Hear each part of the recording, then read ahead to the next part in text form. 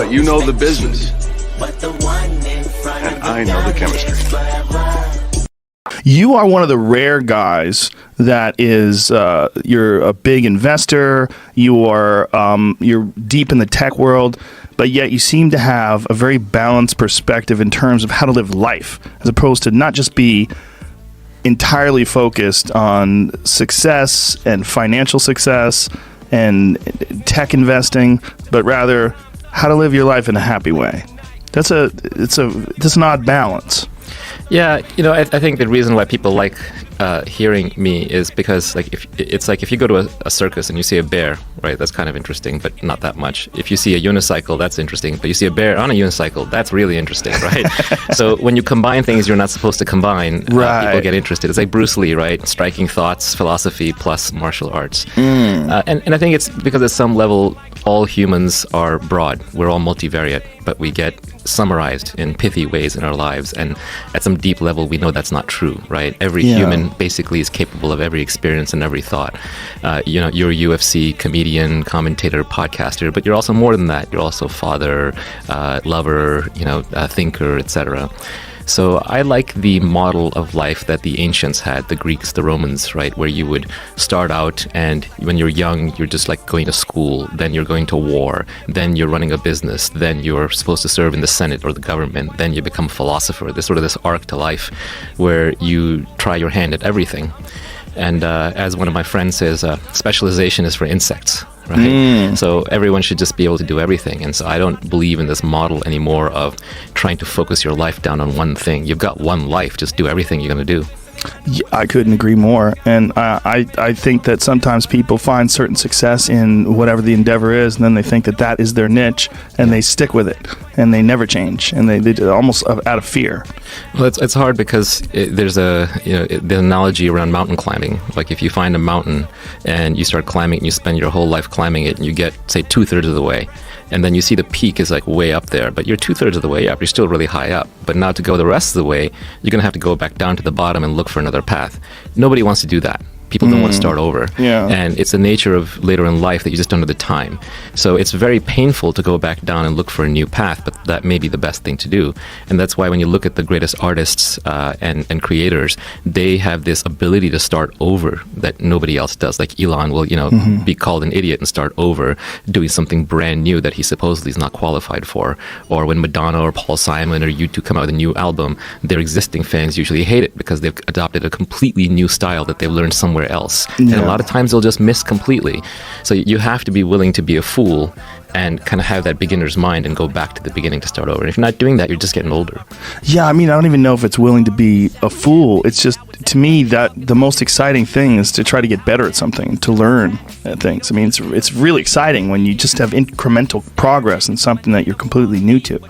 Yeah, I live for the aha moment, that moment when you connect two things together that you hadn't connected together before, and it fits nicely and solidly, and it kind of helps form a steel framework of understanding in your mind that you can then hang other ideas off of. That's what I live for. It's that curiosity fulfilled. And it's what little children do too. My little son is always asking why, and I always try and answer him, and half the times I realize, actually, I don't really understand why. I just have a memorized answer for you, but that's not really understanding. Yeah, those are weird conversations, right? When you're talking to your kids and you say, look, the reality is I don't know a lot of things. Yeah, I've just memorized a lot of things. And there's certain things that you just can't know. Yeah, you realize that, you have answers for a few things that you've thought through. Then you sort of have cover-ups, like trapdoors, like don't go here. This is just a cover-up. I don't really know the answer to what the meaning of life is or how we got here. Yes. And then you've got a whole bunch of memorized stuff because a lot of intelligence these days is just the external brain pack of civilization. I know it's out there. I know the answers are out there. I know how to look them up, and I've memorized some of them. And I kind of understand how money works and the Federal Reserve prints it and what this government thing is, but not really. Right. So not good enough to teach it in university. Exactly. Yeah.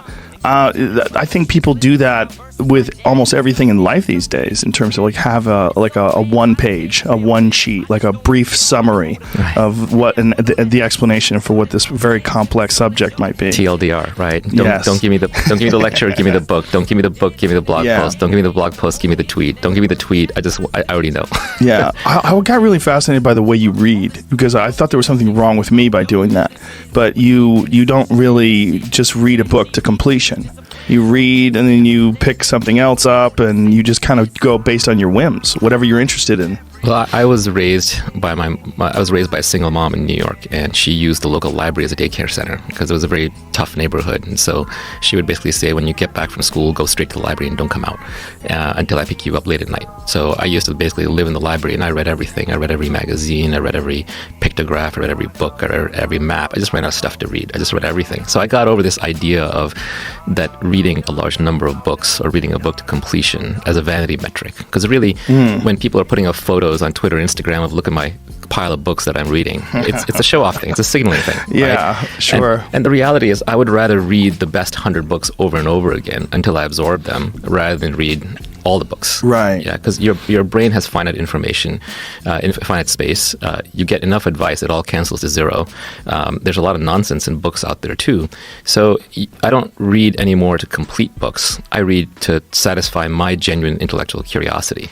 And it can be anything. It could be nonsense. It could be history. It could be fiction. It could be science. It could be sci-fi. These days it's mostly sci-fi, philosophy, science, because that's just what I'm interested in. But I will read for understanding. So a really good book, I will flip through. I won't actually read it consecutively in order, and I won't even necessarily finish it. I'm looking for ideas, things that I don't understand. And when I find something really interesting, I'll reflect on it, I'll research it, and then when I'm bored of it, I'll drop it, or I'll flip to another book. Thanks to electronic books, I've got 50, 70 books open at any time in my Kindle or iBooks, and I'm just bouncing around between them. It's also a little bit of a defense mechanism to how in modern society we get too much information too quickly, and so our attention spans are very low. So you get Twitter, you get Instagram, you get Facebook, you're just used to being bombarded with information. So you can take that to, you can view that as a negative and be like, I have no attention span, or you could view that as a positive. I multitask really well and I can dig really fast. If I find a thread that's interesting, I can follow through 5 social networks, through the web, through the libraries, through the books, and I can really get to the bottom of this thing very quickly. It's like the Library of Alexandria that I can research at my disposal. So I no longer track books read or even care about books read. It's about understanding concepts. Yeah, you brought up 2 awesome points. First of all, the social media aspect of books and basically anything. It's like, it's such a weird way to display your life, because it's, you're displaying the best aspects of your life in some sort of a glass case. It's an unrealistic version of your life that you cultivate and you curate. And I'm as guilty of that as anybody. Everybody's guilty of it. I'm guilty of it too. Yeah. I pose with my dog every time I run. Yeah. We're always signaling. Yes. Right? It's like, rather than really looking at yourself, you're looking at how other people look at you. So it's like this one removed mental image. And it's kind of a disease, because social media is making celebrities of all of us, and celebrities are the most miserable people in the world, right? Because they have this strong self-image that gets built up. It gets built up by compliments. Every time somebody pays you or me a compliment and we're like, oh, well, thank you, right? Then that builds up an image of who we are. And then one idiot comes along, 1 out of 10, 1 out of 100, and they can easily tear it down, because it doesn't take many insults to cancel out a lot of compliments. And now you're carrying around this big, weighty self-image, and it's just very easy to be attacked. And because you're famous or you're well-known, people want to attack you. So being a celebrity is no good. It's actually a problem.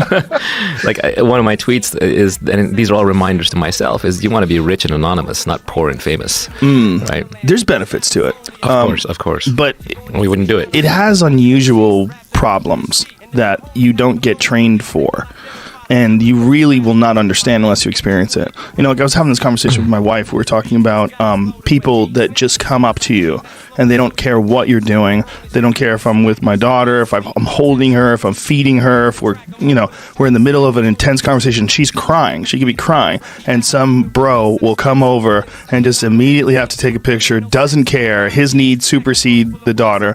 And my wife was saying that before she knew me, she used to think that that's just part of the price of being famous, that people like you, that's just part of the price of being famous. And now, when it interrupts her life, and it interrupts the children, and it interrupts friends, and she's like, this is annoying. Like, this is not healthy. This is not a smart way to interact with people, and that people have this weird challenge, this weird thing that if you become famous, there's this weird challenge where people just want to come to you, especially today, because if they can get a photo of you, then that boosts their social media profile.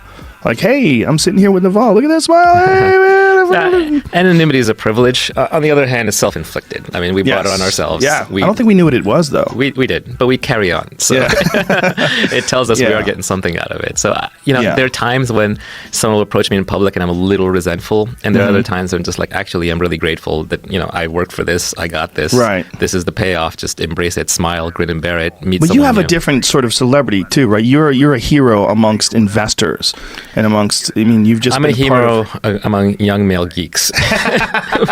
Those are some of my favorite people. Right, but that's not the kind of celebrity I think most people set out to get, especially most guys, right? You want the cute females. Yeah, you want chicks. Yeah.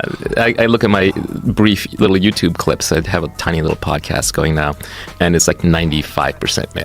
Oh, I'm sure. Yeah, this is very highly 18 to 35. Right? Yeah, what is the numbers? It's in the 90s. Yeah. You do that one very small podcast where you just have small, like 3 or 4 minute clips. Yeah, so what it was, I did a tweet storm called How to Get Rich Without Getting Lucky, and it got pretty popular on Twitter. And it's really about wealth creation. I just used a clickbaity title. And it's trying to basically lay out timeless principles of wealth creation that if you absorb them, you become the kind of person who can create wealth, create business, make money. And my theory behind that is like, there are 3 things everybody wants. There's actually more than 3, but let's just start with 3. The 3 basics. Everybody wants to be wealthy, everybody wants to be happy, and everybody wants to be fit. And I know there's a lot of virtue signaling that goes on, like we don't want money and, I don't care about being happy, and happiness is for stupid people. But let's face it, like you want to be rich and happy and healthy. Yeah. Like that's the trifecta.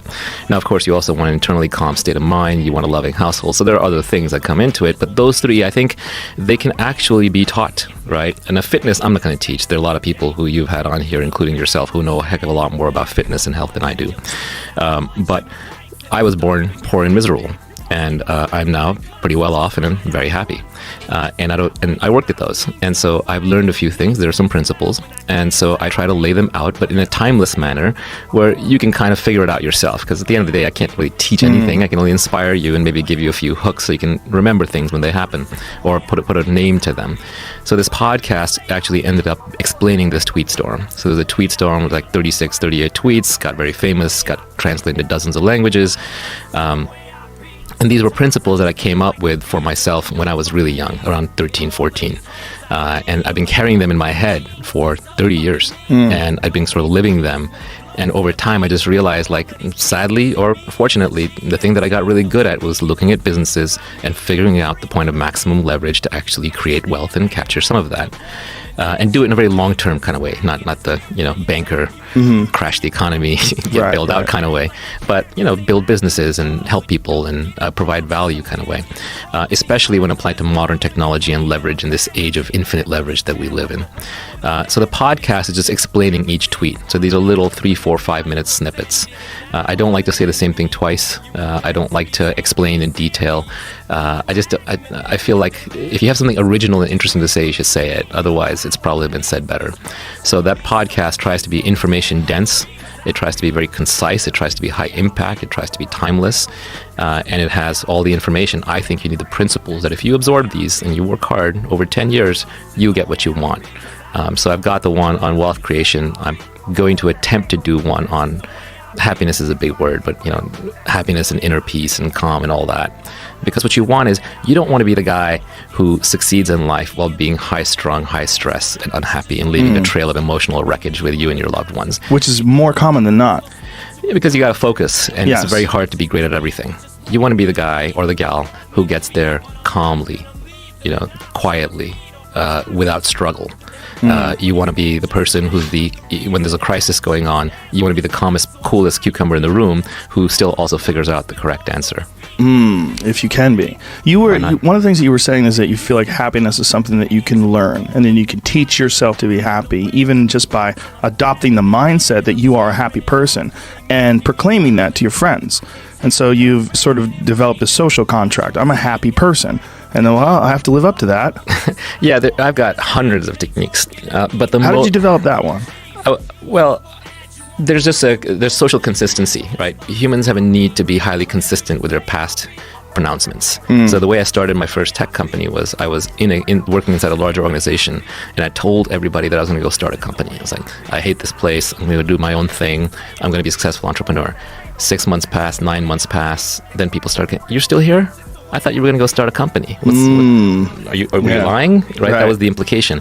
So we kind of know this, right? Social contracts are very powerful. Like if you want to give up drinking, right, and you're not serious about it, you'll say, I'm going to cut back. I'm going to have only 1 drink a night. I'm going to only drink on weekends. You tell yourself.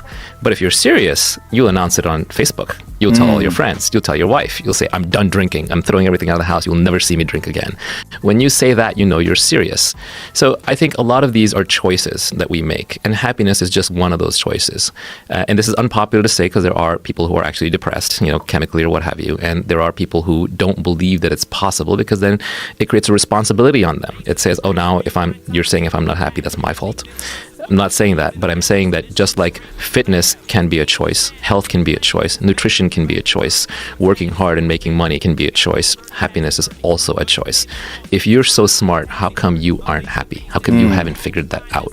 That's my challenge to all the people who think they're so smart and so capable. If you're so smart and capable, why can't you change this? There are a bunch of people, though, that actually take pleasure in being miserable. There's something about the pursuit of excellence and of success that supersedes all other pursuits. That in their eyes, it is the peak, the pinnacle, the most important thing. It's not a trade-off. I would argue that now when I say happy is one of those words that means a zillion different things. Right. It's like love, right? What does that mean? Right, I love cheese. I'm going to define it a little bit more tightly, right? So let's go back to desire. Right, this is old Buddhist wisdom. I'm not saying anything original, but desire to me is a contract that you make with yourself to be unhappy until you get what you want. Okay, and I keep that in front of mind. So when I'm unhappy about something, I look for what is the underlying desire that I have that's not being fulfilled. It's okay to have desires. You're a biological creature. You're put on this earth. You have to do something. You have to have desires. You have a mission. But don't have too many. Don't pick them up unconsciously. Don't pick them up randomly. Don't have thousands of them. My coffee's too cold. Doesn't taste quite right. I'm not sitting perfectly. Oh, I wish it were warmer. Oh, my dog, pooped in the lawn. I didn't like that. Whatever it is. Pick your one overwhelming desire, and it's okay to suffer over that one. But on all the others, you want to let them go so you can be calm and peaceful and relaxed. And then you'll perform a better job. Most people, when you're unhappy, like a depressed person, it's not that they have a very clear, calm mind. They're too busy in their mind. Their sense of self is too strong. They're sitting indoors all the time. Their mind's working. They're thinking too much. Well, if you want to be a high-performance athlete, how good of an athlete are you going to be if you're always having epileptic seizures? If you're always like twitching and running around and like jumping and your limbs are flailing out of control? The same way, if you want to be effective in business, you need a clear, calm, cool, collected mind. Warren Buffett plays bridge all day long and goes for walks in the sun. He doesn't sit around like constantly loading his brain with nonstop information and getting worked up about every little thing. We live in an age of infinite leverage. What I mean by that is that your actions can be multiplied 1,000-fold, either by broadcasting at a podcast, or by investing capital, or by having people work for you, or by writing code. So because of that, the impacts of good decision making are much higher than they used to be, because now you can influence thousands or millions of people through your decisions or your code. So a clear mind leads to better judgment, leads to better outcome. So a happy, calm, peaceful person will make better decisions and have better outcomes. So if you want to operate at peak performance, you have to learn how to tame your mind, just like you have to learn how to tame your body. I love what you're saying. Warren Buffett might not be the best example because he drinks 6 Coca-Colas a day and he eats mostly McDonald's. And he's still alive somehow. That's so that amazing. Shows you that low stress is more important. Yeah, but he looks like shit. How old is he? I mean, he's a fairly old man, well, right? Charlie Munger's, I think, in his 90s, right? Yeah. He's made it really far. I wonder what Warren's doing. He's got to know that's bad for him, but it's terrible. He doesn't care. He doesn't care. I think he's just low stress. Yes. Stress is the big killer. Right. So he just enjoys that Coca-Cola, and that's maybe there is a trade-off, right? Like maybe him enjoying that junk food and that Coke, that pleasing of the mind is maybe better than him just eating wheatgrass shots and be kale miserable. salads and just being just super worked up about everything. It's like if you need your glass of red wine to de-stress and calm down, that's probably better than you flying off the rails. Right. And I think that that's applicable not just in business, but in probably any pursuit. And I like what you're saying about allow that one thing to be your obsession. But everything else, just learn how to let things go. Pick your battles. And we like to think that we like to view the world as linear, which is I'm going to put in 8 hours of work. I'm going to get back 8 hours of output, right? It doesn't work that way. The guy running the corner grocery store is working just as hard or harder than you and me. How much output is he getting? What you do, who you do it with, how you do it, way more important than how hard you work, right? Outputs are non-linear based on the quality of the work that you put in. The right way to work is like a lion. You and I are not like cows. We're not meant to graze all day, right? We're meant to hunt like lions. We're closer to carnivores in our omnivorous development than we are to herbivores. Don't tell vegans that. Yeah, sorry. Look, I wish all that stuff worked. I don't want to eat meat. This future generation will look back at us as worse than slavers, because of the Holocaust we're committing with the animals. But they'll have artificial meats that taste and are healthier, is better than the real thing. So allegedly. But so as a modern knowledge worker athlete, as an intellectual athlete, you want to function like an athlete, which means you train hard, then you sprint, then you rest, then you reassess, you get your feedback loop, then you train some more, then you sprint again, then you rest, then you reassess. This idea that you're going to have linear output just by cranking every day at the same amount of time, that's machines. Machines should be working 9 to 5. Humans are not meant to work 9 to 5. No, I agree wholeheartedly. But for people that are working for someone, there's not really that option. So that's unfortunately the rub, right? That's kind of where my tweet storm starts, which is, first of all, the first thing if you're going to make money is that you're not going to get rich renting out your time. Even lawyers and doctors who are charging $300, $400, $500 an hour, they're not getting rich because their lifestyle is slowly ramping up along with their income, and they're not saving enough. They just don't have that ability to retire. So the first thing you have to do is you have to own a piece of a business. You need to have equity, either as an owner, an investor, shareholder, or a brand that you're building that accrues to you to gain your financial freedom. Yeah, and I was really fascinated by another thing that you were bringing up about working for yourself, that you feel that in the future, whether it's 50 or 100 years from now, virtually everyone is going to be working for themselves. And I believe the way you put it is that the information age is going to reverse the industrial age. Yeah, if you go back to hunter-gatherer times, how we evolved, we basically worked for ourselves. We communicated and cooperated within tribes, but each hunter, each gatherer stood on their own and then combined their resources with the family unit. But there was no boss hierarchy where you're like the third middle manager down. In the farming age, we became a little bit more hierarchical as we had to run farms, but even those were still mostly family farms. It's industrial work with factories that sort of created this model of thousands of people working together on one thing and having bosses and schedules and times to show up.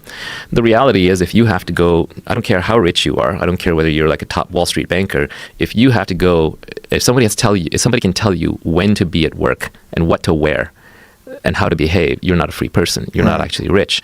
So we're in this model now where we think it's all about employment and jobs. And intrinsic in that is that I have to work for somebody else.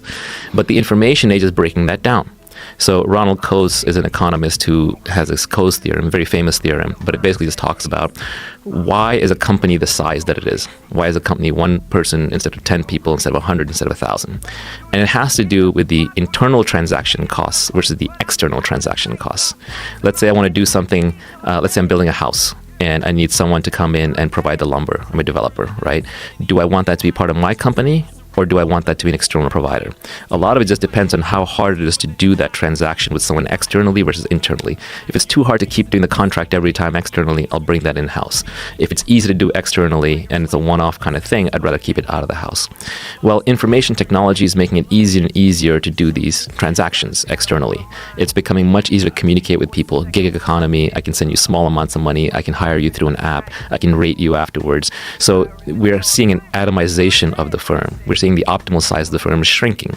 It's most obvious in Silicon Valley. Tons and tons of startups constantly coming up and shaving off little pieces of businesses from large companies and turning them into huge markets. So what looked like the small little vacation rental market on Craigslist is now suddenly blown up into Airbnb. This is one example. That's a great example. But what I think we're going to see is whether it's 10, 20, 50, 100 years from now, high quality work will be available. We're not talking about now driving an Uber. We're talking about super high quality work will be available in a gig fashion, where you'll wake up in the morning, your phone will buzz, and you'll have 5 different jobs from people who have worked with you in the past or have been referred to you. It's kind of like how Hollywood already works a little bit with how they organize for a project. You decide whether to take the project or not. The contract is right there on the spot. You get paid a certain amount. You get rated every day or every week. You get the money delivered. And then when you're done working, you turn it off and you go to Tahiti or wherever you want to spend the next 3 months. And I think the smart people have already started figuring out that the internet enables this, and they're starting to work more and more remotely on their own schedule, on their own time, on their own place, with their own friends, in their own way. And that's actually how we are the most productive. So the information revolution, by making it easier to communicate, connect, and cooperate, is allowing us to go back to working for ourselves. And that is my ultimate dream. Even when I run a company and I have employees, I always tell those people, hey, I'm going to help you start your company when you're ready, because I think that's the highest calling. Maybe not everybody will get there, but it would be fine if we were even working at a 10-person company or 20-person company is way better than working in a 1,000-person company or 10,000-person company. So this idea that we're all factory-like cogs in a machine who are specialized and have to do things by rote memorization or instruction is going to go away, and we're going to go back to being small groups of creative bands of individuals setting out to do missions. And when those missions are done, we collect our money, we get rated, and then we rest and reassess until we're ready for the next sprint. Has there ever been a study done on happiness as it regards to the size of companies? Not that I'm aware, but to me it's obvious. It's just obvious. The smaller the company, the happier you're going to be, the more human your relations are, the less you have rules to operate under, the more flexible, the more creative, the more you be treated like a human just because you're able to do multiple things. Yeah. This brings me to what is a subject that keeps getting brought up nowadays, is universal basic income with the oncoming apocalypse of automation. This is how it's being portrayed by Andrew Yang, who's running for president. I sat down and talked with him about it. It's very compelling.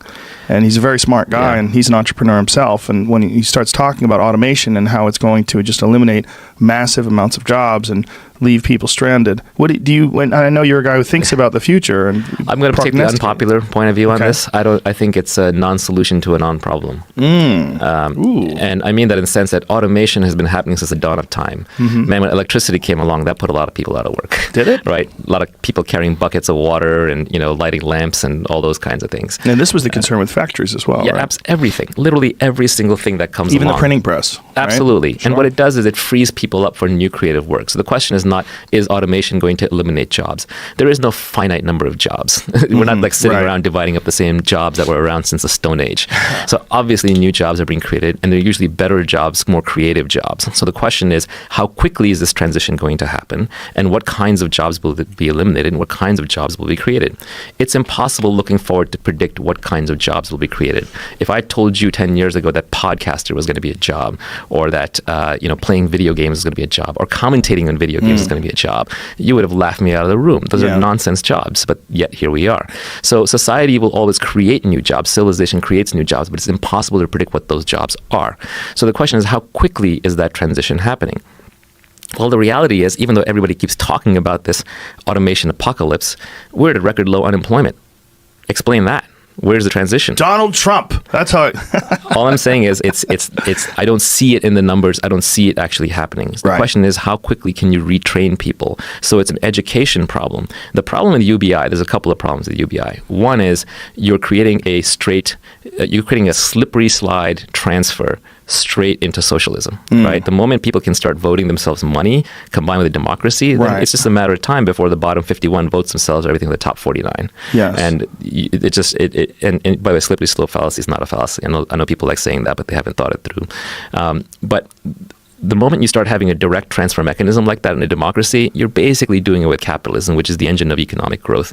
You're also forcing the entrepreneurs out or telling them not to come here. The estimate I saw for $15K a year basic income for everybody would be 3/4 of current GDP. And of course, GDP would shrink in response as all the entrepreneurs fled. So you would essentially bankrupt the country. Another issue with UBI is that people who are down in their luck, they're not looking for handouts. It's not just about money. It's also about status. It's about meaning. And the moment I start giving money to you and put you on the dole, I've lowered your status. I've made you a second-class citizen. So I have to give you meaning, and meaning comes through education and capability. You have to teach a man to fish, not to basically throw your rotting leftover carcasses at him and say, here, eat the scraps. So it doesn't solve the meaning problem. And lastly, it's nonsense to hand 15K out to everybody. You want to means test people. There's no reason to give it to you and me. So you end up back towards the welfare system where you do have to figure out who needs it and who doesn't. So I think the better route is that we actually establish a set of basic subsistence services that you have to have. And we provide those in abundance through technology-based automation. So get basic housing, get basic food, get basic transportation, get high-speed internet access, get a phone in your pocket. Those are the kinds of things you want to give people. And finally, in terms of the rate of automation, I think we can educate people very quickly. One of the myths that we have today is that adults can't be re-educated. We view education as this thing where you go to school, you come out when you're out of college and you're done. No more education. Well, that's wrong. You have all these great online boot camps and coding schools coming up. There are ones that will even pay you to go there now. You can educate people en masse, and you can educate them into creative professions. People who are talking about AI automating programming have never really written serious code. Coding is thinking. It's automatic structured thinking. An AI that can program as well or better than humans is an AI that just took over the world. That's endgame. That's the end of the human species. And I can give you arguments why I don't think that's coming either. People who are thinking, and I know I take the opposite side from some very famous people in this debate, but we're nowhere near close to general AI. Not in our lifetimes. You don't have to worry about it. Even in our lifetimes? Really? It's so overblown. It's a combination of Cassandra complex. It's fun to talk about the end of the world, combined with a God complex, like people who have lost religion, so they're looking for meaning in some kind of end of history. Right. The reason why I don't think AI is coming anytime soon is because a lot of the advances in so-called AI today are what we call narrow AI. They're really pattern recognition, machine learning to figure out, like, what is that object on the screen, or how do you find this signal in all of that noise. There's nothing approaching what we call creative thinking. To actually model general intelligence, you run into all kinds of problems. First, we don't know how the brain works at all. Number two, we've never even modeled a paramecium or an amoeba, let alone a human brain. Number three, there's this assumption that all of the computation is going at the cellular level, at the neuron level, whereas nature is very parsimonious. It uses everything at its disposal. There's a lot of machinery inside the cell that is doing calculations, that is intelligent, that isn't accounted for. And the best estimates are it would take 50 years of Moore's law before we can simulate what's going on inside a cell near perfectly, and probably 100 years before we can build a brain that can simulate inside the cells. So putting it at saying that I'm just going to model a neuron as on or off and then use that to build a human brain is overly simplistic. Furthermore, I would posit there's no such thing as general intelligence. Every intelligence is contextual within the context of the environment that it's in, so you have to evolve an environment around it. So I think a lot of people who are peddling general AI, the burden of proof is on them. I haven't seen anything that would lead me to indicate we're approaching general AI. Instead, we're solving deterministic, closed-set, finite problems using large amounts of data, but it's not sexy to talk about that. If you're talking about mirroring the actual abilities of cells, or are you talking about recreating the actual mechanism? Like what is going on inside cells and biological organisms? Yeah, we just don't know how intelligence works. Right. We literally have no idea. So most of the AI approaches basically say we're going to try and model how the brain works, but they model at the neuron level, which is saying this neuron's on, that neuron's off. Right. They're combining their signal. But I'm saying the neuron is a cell. Inside the cell, there's all this machinery going on that's operating the neuron that is also part of the intelligence apparatus. You can't just ignore that and abstract that out. You have to model it down to the inside the cell level. It's also a part of the biological organism itself. Exactly. And it has all these needs that, the biological organism has to have food and rest, and exactly. there's a balance going on. But when you eliminate all that, when there is none of that, and it's just calculations, and we get to a point where it's just this thing that we've created, whether you call it a computer, whether it doesn't have to be a moving thing even, but a thing that you've created that stores virtually all the information that's available in the world, stores all of the patterns of all the thinking of all the great people that have ever lived, all the writers, all the people that have ever published anything, all the people that have ever spoken any words, stores all of their points, all of their counterpoints, all their contradictions, applies logic and reason and some sort of sense of the future, and starts improving upon these patterns. and then starts acting on its own based on the information that it's been provided with? Well, first you would have to actually simulate a structure of the human brain that can hold all that information. You're basically talking about tens of thousands of brains worth of information. Right. We can't even build one brain the next decade or 2 or 3. Well, in terms of an actual physical brain, yes. But what about something that recreates the abilities of a brain? Like I said, nature is parsimonious. So we've got this 3-pound wetware object that can hold all this data. Nature has been very efficient in evolving kind of how we get there. I just don't think computers are anywhere close to that. Like that it can hold that amount of data with that complexity, with like the holographic structure of the brain where it can recall in many, many different ways. And then I don't think you can evolve a creature to be intelligent outside of the boundaries of feedback in a real medium. Like if you raised a human being in a concrete cell with no input from the outside, they wouldn't have any feedback from the real world. They wouldn't evolve properly. So I think just dumping information into a thing isn't enough. It has to have an environment to operate in, to get feedback from. It needs to have context. But isn't that biological? I mean, if you have just all the information that people have accumulated and the lessons that people have learned, and you program that into the computer. Like if we can take a computer that can beat someone at chess, the real question was, well, can we make some sort of an artificial intelligence that can beat someone at Go, which is far more complex than chess? They figured out how to do that too, and that was a giant shock, right? These are still man-made, very closed, bounded games. They're not on the road to the unbounded game of life. They are completely artificial. But didn't that give you like a little bit of a pause? A little bit. Go or League of Legends or Fortnite. They're not completely deterministic. Right. But they're still very artificial, very bounded games. Being good at Go doesn't mean that you can then suddenly figure out how to write great poetry. Right. The creativity, for sure, is something that's creativity is the last frontier. So I do believe that automation over a long enough period of time will replace every non-creative job or every non-creative work. But that's great news. That means that all of our basic needs are taken care of, and what remains for us is to be creative, which is really what every human wants. Yeah. I mean, what are you doing right now? This is a creative job. Sure. Right? That brings us back to the idea of meaning and universal basic income. I think the idea of giving someone $15,000 a year doesn't necessarily cause what everyone would worry about is people being on the dole. You would have a bunch of listless people out there with no meaning in life. But the idea is that $15,000 a year, and I'm not necessarily sure I agree with this. I'm not even endorsing this. But that $15,000 a year would just provide you with the necessities to get by in life. It would give you food. It would give you shelter. Well, it's not going to stop at 15 because the moment people are like, I mean, at 15, like then people would demand more. Bernie Sanders would be on the I want 16, 17, $45,000 a year. These companies are too big. Yeah, that could happen. It doesn't stop. It just goes all the way to bankruptcy. The concern is the slide to socialism. It's obvious. Yeah. I mean, heck, if I was not working and I was getting my 15 a year, I would happily vote for the guy who would give me 20 or 25. It's just common sense. What do you say to the people that don't believe that there is such a thing of ethical or compassionate capitalism? There's many people today that are espousing Marxism, and they're espousing some sort of a socialist society where they believe that capitalism has screwed people over and eliminated the middle class. And there are absolutely problems with capitalism. I think monopolies are a problem. I think that crony capitalism is a problem with the government, kind of gets in bed with them and sort of forces things. I think the bankers have really, raped society, and the rest of us are suffering for it. Yeah, they've essentially taken huge risks where they privatize the gains and they socialize the losses. So when it fails, they basically get bailed out and bankrupt everybody else. So capitalism has gotten a really bad name. Let's talk about it as free exchange, free markets.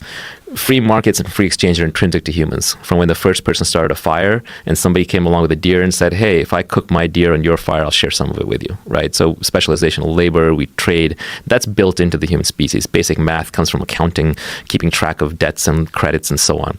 We need to be able to engage in free trade. The correct criticism of capitalism is when it does not provide equal opportunity. And so we should always strive to provide equal opportunity. But people confuse that with equal outcome. When you have equal outcome, that can only be enforced through violence because free people make different choices. And when they make different choices, they have different outcomes. And if you don't let them suffer the consequences of bad choices or reap the rewards from good choices, then you are forcibly redistributing through violence. It's interesting that there are no working socialist examples that exist without violence. You basically need someone to show up with a gun and say, okay, you're not allowed to do that. You hand this over to that person. So one of the reasons why I do this podcast is because I believe everybody can be wealthy.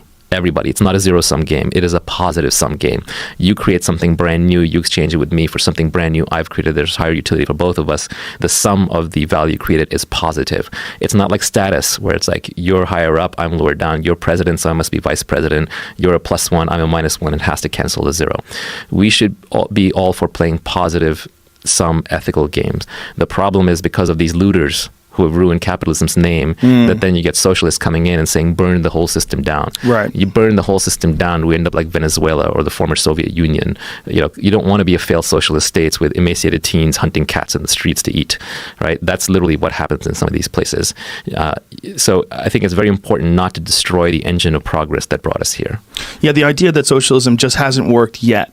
That it needs to, we just need to do it right. If we do it right, we can. Have you ever had a 100 million dead? And well, let's keep trying. All over the world, yeah. And every single time it's been implemented. Yeah. Have you ever had a conversation with someone who's a socialist? Many times. Some of my better friends are socialists. Really? So we really get into it, yeah. And what is there? I mean, does anyone have a compelling perspective at all? I think really socialism comes from the heart, right? We all want to be socialist. Capitalism comes from the head. Because there are always cheaters in any system. Yes. And there's incentives in any system. So when you're young, if you're not a socialist, you have no heart. When you're older, if you're not a capitalist, you have no head, right? You haven't thought it through. So I understand where it comes from. I always liked Nassim Taleb's framing of this, where he said, with my family, I'm a communist. With my close friends, I'm a socialist. At my state level politics, I'm a Democrat. At higher levels, I'm a Republican, and at the federal level, I'm a libertarian. Right. So basically, the larger the group of people you have massed together who have different interests, the less trust there is, the more cheating there is, the better the incentives have to be aligned, the better the system has to work, the more you go towards capitalism. The smaller the group you're in a kibbutz, you're in your commune, you're in your house, you're in your tribe. By all means, be a socialist. With my aunts, with my brother, with my cousins, with my uncles, with my mom, with my family, I'm a socialist. That's the right way to live a loving, happy, integrated life. Yes. But when you're dealing with strangers, I mean, you want to be a real socialist? Great. Open all your doors and windows tomorrow. Please, everybody, come take what you want. See how that works out. Yeah. This idea of income inequality, that always strikes me as it's a deceptive term, income inequality. Well, let's flip it around. It comes from outcome inequality. Yes. And the outcome inequality is there because you made different choices. Now, again, going back, if it was because you didn't have the same opportunities, that's a problem. Yes. So society should always try to give people equal opportunities. So, for example, instead of basic income, what if we had a retraining program built into our basic social fabric, which said that every 4 years or every 6 years or whatever it is, maybe it's every 10, you can take 1 year out and we'll pay for you to go retrain completely. And you can go into any profession you like that has some earning power and output, hopefully a creative long-term profession, and you can re-educate yourself. That would be much better for society on all levels than basically just saying, now you're going to be the dole for the rest of your life. Yeah, you'd have to lead that horse to water and then make him drink. It requires people to put in some effort. Yes. But, we can't all just sit around. It's just not. Well, that's my perspective on income inequality. There's always effort inequality and thought inequality. I mean, there's just some people that are obsessed, and if those people become successful, it doesn't mean they stole from you. It just means that they put in the amount of energy and effort that's required to reach where they're at. And there's a lot of virtue signaling that goes on now where people say, well, it's because you're privileged. It's like, well, you know what the greatest privilege is? You're alive. 85% of humanity is dead. Yeah. So how privileged are you? Then you're living in the first world. Then you have 4 limbs, etc. So you can take that argument all the way. It's kind of a nonsense discussion. Well, it's a very weird progressive argument, and it as it pertains to race, is always a weird one, right? Because white privilege, to me, although you could look at what they're saying on paper, like, I'm sure there's more black people that are harassed by the police. I'm sure there's more black people who are treated suspiciously by shop owners and the like. But the problem isn't the people who aren't treated poorly. The problem is the people who treat the people poorly. The problem is racism. The problem is not people that didn't ask to be born white or whatever they are and they don't get harassed. So this idea of white privilege or male privilege or whatever it is, that's not the problem. You're just looking at someone who's not a victim of this particular problem that you're highlighting. but you're not looking at the perpetrators of the problem. You're making people perpetrators by simply existing and having less melanin in their skin or having their ancestors come from a it's just geographical racism by locations. It's a sneaky way of being racist. Yeah, and then they say you can't be racist. It's not racist because you're white. That's right. That's hilarious. If you can't be racist against white people, that one. That's a variation of the "hold still while I hit you" argument. Stop struggling while I'm hitting you. But it's just so silly. You've just completely changed what racism means. But what's hilarious is that mostly the people who are yelling racist are not the minorities. When I look on my Twitter or my social media or on my news, it's white on white violence. Virtue signaling. Yeah, it's white on white violence. Yes. What's mostly going on is it's elitist whites, blue state whites, college educated whites beating up on high school educated whites, blue collar. It's a white collar versus blue collar war that's going on, and the rest of us are just kind of watching like, oh, that's kind of interesting. Well, it's also a side effect of the ability to broadcast, right? Like everyone with a Twitter handle has the ability to broadcast. Everyone with a Facebook page has the ability to pontificate and have these long, rambling, these huge statements that people put out. When you read them, it's like, how much time did you put in this? And what the do you put that much time in your kids, or your job, or your life, or your future, or planning for your, how much do you work out a day? I mean, you just I read some people's Facebook posts. I'm like, this is a preposterous amount of effort that you put into saying virtually nothing. But see, humans are being creative. Yeah. Let's see an AI do that. Well, that's true. It is creative. It's creative in a very odd way, right? Because it's creative in that they're trying to elicit a response from people, and they're trying to raise their social value or raise their position on the social totem pole. It's signaling, and it's easy signaling because it's the kind of thing that everybody has to agree with you on because nobody wants to be seen as a horrible person. Yeah. And it's very hard to make the nuanced arguments against than it is to just kind of go along. Right. Well, it's some of it is so cliche that it seems like I know one guy who poses as a woman on Twitter, but he does it just one. Obviously. Yeah. Okay. What is the name? Tatiana McGrath. Yes. Yeah. Hilarious. Used to be Godfrey Elwick. Yes. Yeah. Oh, is that the same guy? I think so. Yeah. That's hilarious. I did not. They killed his account. They killed his account for. I'm not 100% sure. For pretending to be transracial. That's right. They didn't. Yeah. He basically says all the crazy stuff that the people on the left say, but he says the craziest version. Yes. And kind of just shows how it's okay. Like I saw a tweet from him recently. He just said, or her, that it's not okay to be white. Yes. That was the whole tweet. And then some people agree, but it's so close to what they say. It's so close that it's like the most artful form of subtle parody. Because if you replace in half of these things, if you replace the word white with black or Asian, watch the lynch mob descend upon you. Yeah, it's a strange time in that respect. That there's a famous old saying that if you want to see who rules over you, see who you're not allowed to criticize. Excellent. Yeah, that's so true, right? Yeah, that's so true. I wonder where this is going. I really do. I wonder because it seems like this newfound ability to broadcast that we have with whether you have a YouTube page or whether you have Twitter or whatever you're doing, this newfound ability to spread whatever you're trying to say to so many people with very little understanding on the most part from I think it's actually a great thing overall. Yeah, because now it means that any human can broadcast to any other human on the planet at any time. So, for example, if a totalitarian dictator were to come to power and someone was beating up, had fascists beating up on old women, like that would get broadcast out instantly. There would be an instant outrage, hue and cry rallying. So, in that sense, it helps bring attention to the plight of anybody. But right now, we're going through the phase where we have this newfound power to assemble mobs. And people don't know how to deal with that. So it becomes very easy to set up a mob and have it attack somebody, take all the context out. Like even this conversation, I'm sure people will take out snippets, put them on social media and try and get somebody outraged. Of course. And so you have to learn how, first of all, society just has to get over this idea of outrage. Like to me, outraged people are people who get easily outraged are the stupidest people on social media. Those are the people I block instantly.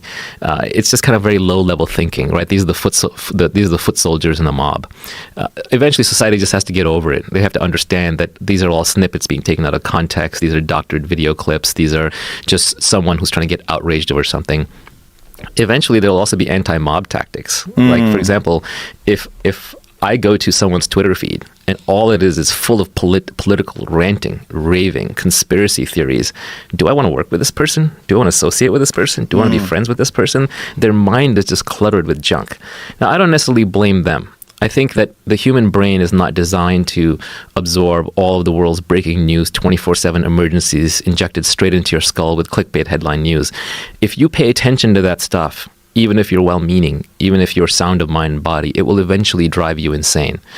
Goes back to Clockwork Orange, where he's has his eyes opened up and he's forced to watch the news. But I think that's what's happening right now, because these are addictive, right? Twitter, Facebook, Instagram, these are weaponized. You have social statisticians and scientists and researchers and people in lab coats, literally best minds of our generation, figuring out how to addict you to the news. Yes. And if you fall for it, if you get addicted, your brain will get destroyed. And I think this is the modern struggle. Right? The modern struggle. So the ancient struggle used to be the tribal struggle. You had your tribe of friends and family, you had your religion, you had your country, you had your loyalty, you had your nationality. At least you had meaning and support, but now you would struggle against other tribes.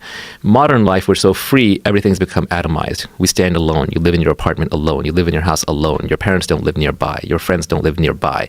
You don't have any tribal meaning. You don't believe in religion anymore. You don't believe in country anymore. It's fine. You got a lot of freedom. It's fantastic. But now, when they come to attack you, you're alone and you can't resist. So how do they attack you? It's all well-meaning. I don't fault capitalism. I love capitalism. But look at how it happens. Social media, they've massaged all the mechanisms to addict you, like a Skinner's pigeon or a rat who's just going to click, click, click, click, click, can't put the phone down.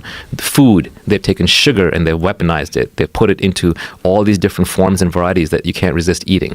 Drugs, right? They've taken pharmaceuticals and plants and they've synthesized them. They've grown them in such a way that you get addicted. You can't put them down. Porn, right? If you're a young male, you wander around the internet, it'll like sap away your libido and you're not going out in real life society anymore because you've got this incredibly stimulating stuff coming at you. Video games, another way to addict people. So you have entire large factories of people that are working to addict you to these things, and you stand alone. So the modern struggle as an individual is learning how to resist these things in the first place, drawing your own boundaries, and there's no one there to help you. Oof, that's terrifying. I mean, It's a new road that needs to be navigated by young people there's no map, there's no guidebook on how to handle this. Our generation is the transition generation. I think our kids will know how to handle it better because they'll grow up with it. I hope. I hope too, because you're seeing some ridiculous behavior from people today that's so common. I mean, I don't know if you've been paying attention to this, but there was a guy who he made a video. It turns out it wasn't even him that made the video. At least that's not what he said. But it was a video where he sort of doctored Nancy Pelosi talking and made it look like she was drunk. And then a bunch of people retweeted it and like, oh my God, look, she's drunk. And so one of the online publications, some website, tracked him down and doxed him. And it turned out he's just a day laborer who is an African-American Trump fan and thought it would be funny to do that. And it turns out that he didn't even, at least according to him, he actually just put it up on his Facebook page. What's even more disturbing is Facebook gave up his information to this website. Right. For what? Because he made something funny that made people seem drunk? There's a million of those about me. I mean, you could find them. I mean, I think Facebook and Twitter and a bunch of these other social media platforms are committing slow motion suicide through these kinds of activities. That was a stunning one, though, that they would give up this guy who's a laborer because he made a parody video or he made someone look foolish with editing. Well, you now have basically the media views it as their job to go after individuals they don't like. Yeah, I use media with air quotes in that regard because I don't think this is something that the New York Times would have done or anything responsible. But the media is getting more and more desperate, right? Because what happened was before the internet, you could have 2 local newspapers in every town, and you could have 2 local news stations, TV stations in every town. And then CNN came along and started commoditizing the news 24/7 broadcasts. And then the internet came along. That was the final nail in the coffin. Because what the internet did was it said, actually, if there's a fact that's news, you can distribute that immediately. It can go on Twitter, it can go on Facebook, it gets reprinted on Google News 1,000 times.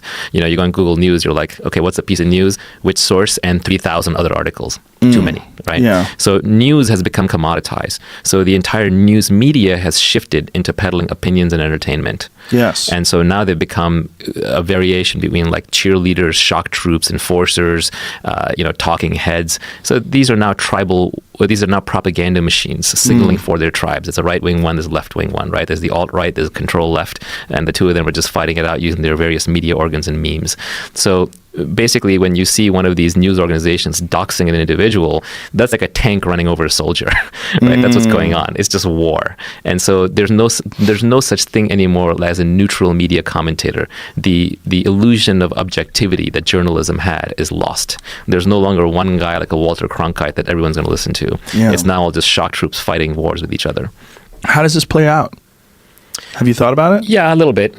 So what the internet does, a lot of this is internet driven. What the internet does is the internet creates one giant aggregator or two for everything. One taxi dispatcher, one e-commerce store, one search engine, one one social media site for friends and family, one for business, etc. So the internet is this giant aggregator where it creates one big hegemon for everything. And it creates an atomized long tail of millions and millions of individuals. What it gets rid of is the medium-sized ones in the middle. So, for example, you might have had like 7 Hollywood studios. Well, it's all going to be Netflix. You had, 10 large commerce players from Walmart to Costco to Kmart and whatever. Nope, now it's just going to be Amazon and a ton of small individual brands. So that's the world that we're headed towards: one hegemon and millions of individuals. So where it ends up long term is media will be a few gigantic outlets. It could be the New York Times, it could be Facebook, a few like that, and there's going to be just a really long tail of millions of independent people. So this idea of who's a journalist and who's not, is Assange a journalist or not? Everyone's a journalist. That's the world that we're headed towards. I do think the extreme power, the most powerful people in the world today, and this is not well known, but the most powerful people in the world today are the people who are writing the algorithms for Twitter and Facebook and Instagram, because they're controlling the spread of information. They're literally rewriting people's brains. They're programming the culture, and they're doing it very subtly. Like Google, I believe that one of their execs got up in front of Congress, and the congressman asked him, do you manipulate search results? And he said, no, we do not manipulate search results. Really? That's your job. That is literally all Google does. Google has one job, which is to manipulate search results, to pull them out of the noise and rank them properly. And the precise algorithms of how they do that is very hidden, very complex, but influences the hearts and minds of everybody, including all the voters. Now, if Google, Facebook, and Twitter had been smart about this, they would not have picked sides. They would have said, we're publishers. Whatever goes through our pipes goes through our pipes. If it's illegal, we'll take it down, give us a court order. Otherwise, we don't touch it. It's like the phone company. If I call you up and I say something horrible to you on the phone company doesn't get in trouble. But the moment they started taking stuff down that wasn't illegal because somebody screamed, they basically lost their right to be viewed as a carrier. And now all of a sudden they've taken on liability. So they're sliding down the slippery slope into ruin, where the left wants them to take down the right wants them to take down the left, and now they have no more friends, they have no allies. Traditionally, the libertarian-leaning Republicans and Democrats would have stood up in principle for the common carriers, but now they won't. So my guess is, as soon as Congress, and this day is coming, if not already here, it might have even been here today actually, because I just saw something related in the news, the day is coming when the politicians realize that these social media platforms are picking the next president, the next congressman. They're literally picking, and they have the power to pick, so they will be controlled by the government. In what way? How do you think they're going to be controlled? Do you think they're going to have to adhere to strict principles of freedom of speech? No. First Amendment? Unfortunately, it's headed the opposite direction. Right? The opposite direction. I wish it was freedom of speech. Much more likely, they're going to be, in the short to medium term, they're going to be hauled in for hearings. They're going to be pressured massively, do this, don't do that. My concern about that is the hearings that I saw with Zuckerberg, those people were completely incompetent. They didn't seem to understand. They don't. But they're just applying pressure. They're just trying to scare him so he'll do what they want. And what do they want him to do? They want him to basically suppress the other side. So if you're right wing, you want to suppress the left wing. If you're left wing, you want to suppress the right wing. And if you just see where these companies are headquartered in Silicon Valley, all the censors, and that's really what they are. There are censors working inside these companies. They're called by different names, obviously, right? It's doublespeak. You call it the Department of Defense when it's the Department of War. So in this case, the Department of Safety and Trust when really it's the Department of Censorship. The censors are inside Silicon Valley, so it's going to reflect Silicon Valley's politics. Which is extremely progressive left wing. Yeah. And if you're not that, you really have no place. That's right. Try being a conservative, an open conservative at Google. Good luck. Now you get lynched. Yeah, it's crazy. Yeah. I mean, I don't think that there was ever a thing like that was so influential and so politically, ideologically one-sided. Yeah, there's a little saying on the internet, I think it's called conquest law, that any organization that's not explicitly right-wing eventually becomes left-wing. And I don't know why that's true, but it does seem to me to be true. Well, it's a fascinating battle that's going on right now. I mean, it really is. And conservatives, in as far as social media is concerned, they're just getting chopped off at the hams, left and right. Yeah. What'll eventually happen is that whenever you suppress speech, the organism metastasizes, then it has to start turning towards other means. If you're unlucky, it goes towards violence.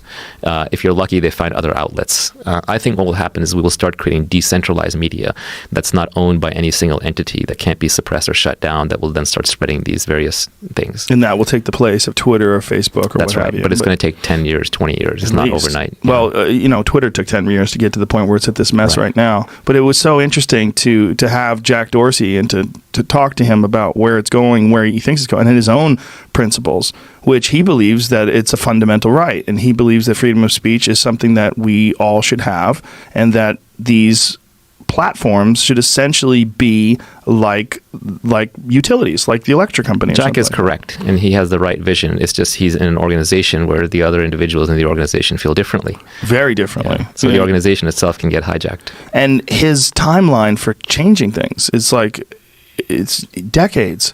I mean, I shouldn't say decades, but I mean, I was like, when do you think that something? Right. Well, there was one idea of having an uncensored Twitter, like one Twitter that's the Wild West. Like you can have regular Twitter, or you could try Wild West Twitter. Like that already exists. There's a network called Gab. Yes, but Gab isn't even Wild West Twitter.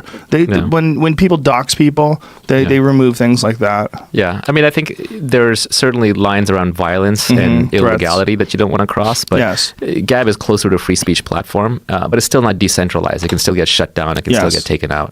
Well, it's also suppressed heavily. Yes, so the people on there are right now extremely right wing. So it's not a pleasant place for someone like me to hang out. Well, it's all the people that have been kicked off of something else. Right. So that's right. Try going over there and being moderate. Try going over there. There's no room for you. Yeah, unfortunately, because I don't identify as any party or any creed, it doesn't work for me. Is that a problem in Silicon Valley when you don't identify as anything? Do you get pressure? Totally. It used to be okay. It's not okay anymore. When was it okay? Like 10 years ago, I would say it was okay. And then you start seeing a shift? Yeah, and now you have to pick sides. Otherwise, you're automatically the enemy. Really? Yeah, struggle sessions and all that. God, struggle sessions. I'm exaggerating for effect, but it definitely has that oppressive feeling to it. Right, and you also have to be politically outspoken. Right? It can't be something that you just stay neutral about. Right, it's like when Tim Ferriss, I think at some point, put out a tweet about how you can't just say anything anymore, and people are being suppressed, and a whole bunch of people, a lot of them from Silicon Valley, piled in and said, "What is it that you can't say? What are you afraid to say? You can say whatever you want, Tim. Go ahead. What are you afraid of?" Right? They were like baiting it. Yeah. What was he trying to say? Yeah. Wow, we have to put him in that box. He was someone who was thinking about saying something he shouldn't have said. Exactly. Now we know. One great tweet I saw was, the left won the culture wars. Now they're just driving around shooting the survivors. Wow, that's hilarious. Yeah, I wonder who has won the culture war. There's certainly a battle that's been won in terms of like control of social media. Control of social media is absolutely left. Well, this is unfortunate for conservatives, but technology is a force that also pushes left. So if you look all throughout human history, like the left essentially grows and grows and grows, right? Why is that? Why is it inexorably that, as some commentators have said, Leviathan slouches left, right? If Leviathan is the government, why does it slouch left? And I think a lot of that has been because of technology. Technology has made it so that it makes more, like industrial revolution technology. We all band together. We're wards of the state, right? Contraception is a technology that it kind of helps lean leftward. It takes away from the family unit. Abortion is a technology, right? It wasn't possible thousands of years ago. So technology actually empowers the individual. The individual means that you have the breakdown of family structure and religion and all that. And I'm not necessarily opposed to that, but it does mean that there's a leftward shift to it. Now we're getting a small set of technologies that actually can take you more rightward. Encryption is an example, because encryption makes it easier to have privacy. It makes it easier to have money that is outside of the state. Guns, 3D printing of guns is an example of a technology that is more of a rightward shift. But generally, technology leads the world left.